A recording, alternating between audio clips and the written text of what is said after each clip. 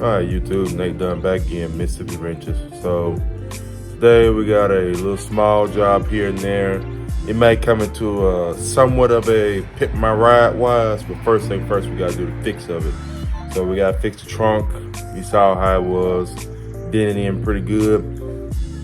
Mailbox 1-0, and so we're gonna fix the dent first. I'm gonna show y'all how to keep that paint as usual contained in there, so we ain't getting too stupid with the blends and all that stuff there. Then we're gonna have another treat with this one as well too. But first thing first, let's go ahead and get the repairs fixed. Then we'll go ahead to the Mississippi Pimp My Ride segment of this here. So till then, let's get started.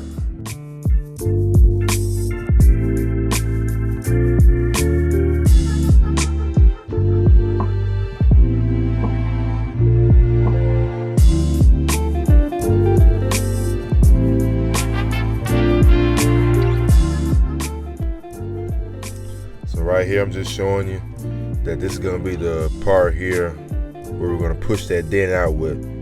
Like I said, it's best to, if you can get access to the back of it, it's best to go ahead and try to push out as much as you can. And so I went ahead and just got me a pry bar here, and I'm just gonna go ahead and just start prying, just start pushing. Just pushes the dent out as much as possible. Then you can go ahead with the little stud welders or whatever you got there to try to, fix it pretty much. But main thing, try to push out as much as possible, because if you try to do them studs and all that, and whatever you got to pull dents out with, you run the risk of pulling the metal, ripping the metal, because you're pulling force and you're trying to pull that out there. So now all I'm doing is just use my little electric belt sander to just grind the metal back there to a spot, put my little stud on there, and it works. I'm gonna go ahead and pull the dent out.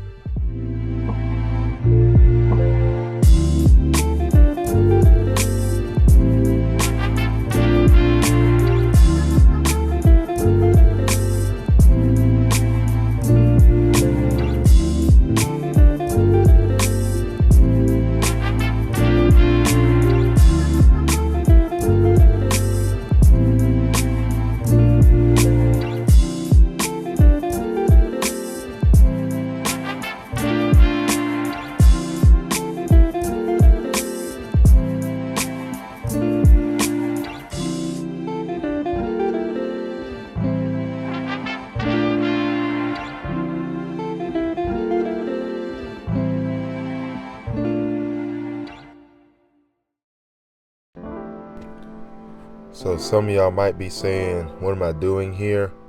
Well, one, I was flicking a little mosquito thing. But right here this is a way I like to kind of take them emblems off. If I'm in a tight bind, what I would do is, like I said, put the tape on there. That way it holds the place of where those emblems are. And then just use like a little Bondo spreader and just take that tape off. You just kind of slowly peel it off.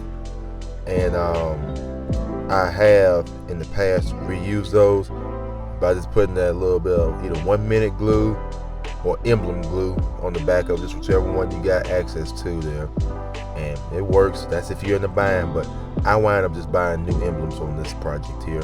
But I was just showing y'all just a quick, easy way y'all can reuse those emblems if you have to.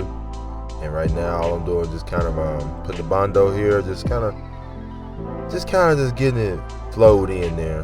Like I said, less is more. And in a minute, you're gonna see how my backstroke right there, that right there helps to get rid of them air pockets in the Bondo, so that way you ain't got a lot of pinholes in there. So you see how I just kind of just thin it out, just kind of flip that Bondo paddle. Sorry, I couldn't get it out there. Just flip it back, and then, like I said, you'll be able to kind of press some of the air out of there, and it just makes it smoother, smoother repair.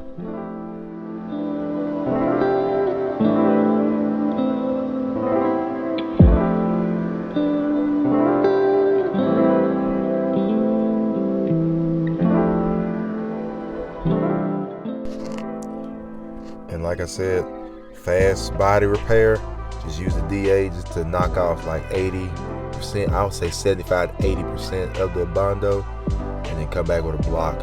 And so now I'm just going ahead and putting some putty on there just for the final flow. And so again, just knock off 80%, you come back with a block there, and this repair is very, very smooth and it's very easy.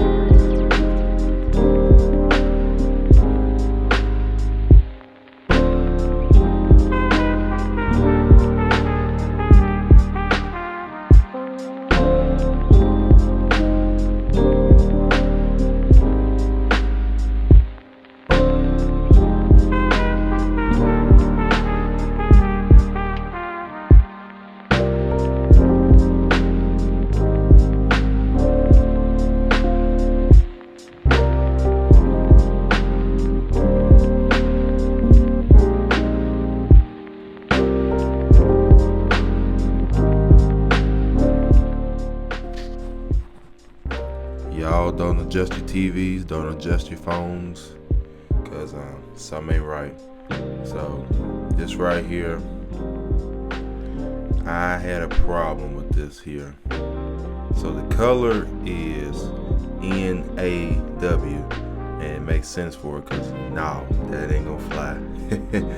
So what I wind up doing is I wind up going to just shooting one coat of clear on it, and I'm just gonna let it sit back and just let it dry. Then I was gonna come back tomorrow and reshoot it again, try to modify that color, because you can just tell a big difference with that there. That color ain't gonna that hurt my feelings, y'all. I promise you it did. That right there, I was arrogant, I was cocky, and I was stupid. I knew better than that. Especially on this type of color here, it should have been blended. And I'm not gonna lie to you, I painted this thing probably 3 times just trying to get that paint color to match. And so I finally just said, forget it right here. I went ahead and just got the quarters prepped up. I'm gonna go ahead and just get it blended, because just go ahead and do it right there. And then even then, the modified color I had to modify it some, because it was too red.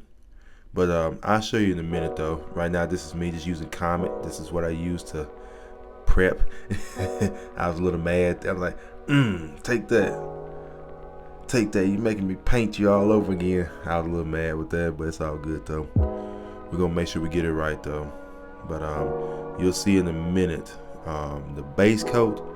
See, at my paint place, it said the paint was, or the bottom coat was supposed to be gray. So hence, that's why I just went ahead and just left the sealer on there. I was going to just spray over that. And so that was kind of a light gray. But then at the paint place, it said it needs to be a dark gray. I said, whoa, something ain't right with this here. After I did some spray outs, when I finally got some sense and did some spray outs.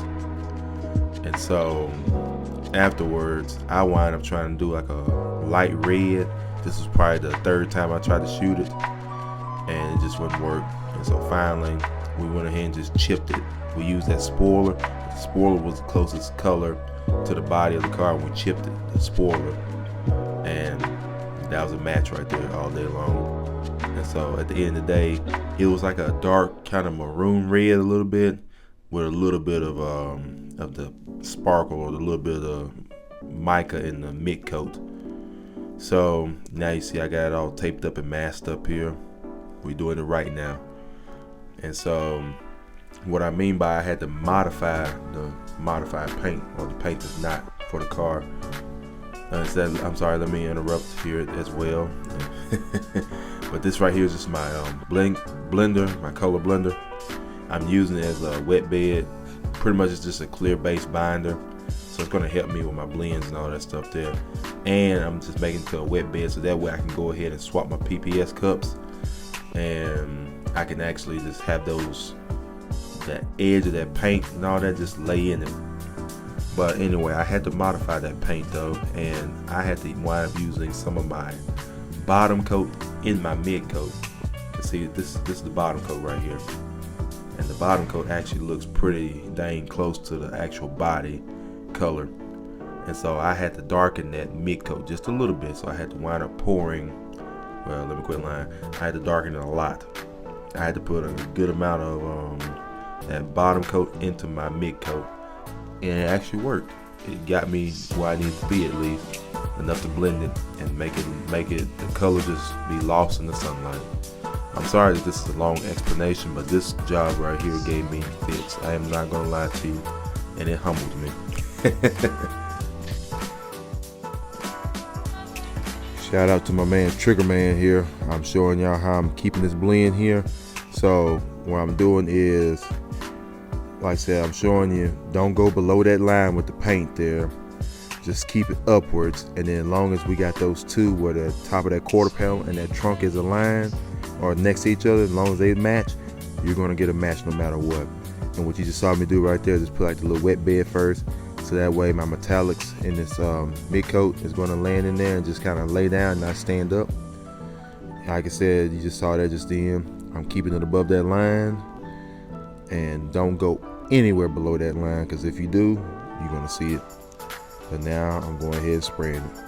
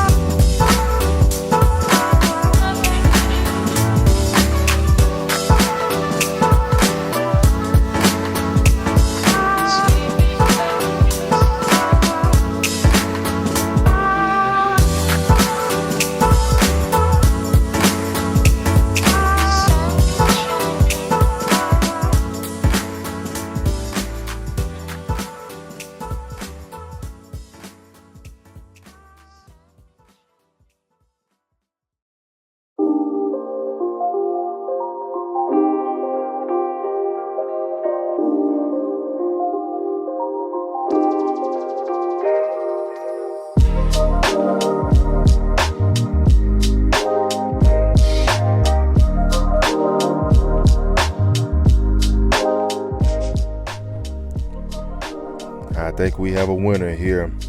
That looks awesome. It blended in very nicely. And so what I'm gonna do is show you with my sun gun. That thing looks amazing. Look at that. Using lines there to go ahead and kind of just fool the eye. So the beautiful part is the trunk and the top of them quarters are a match, and they look amazing. And it's just fantastic. Just lose it in there.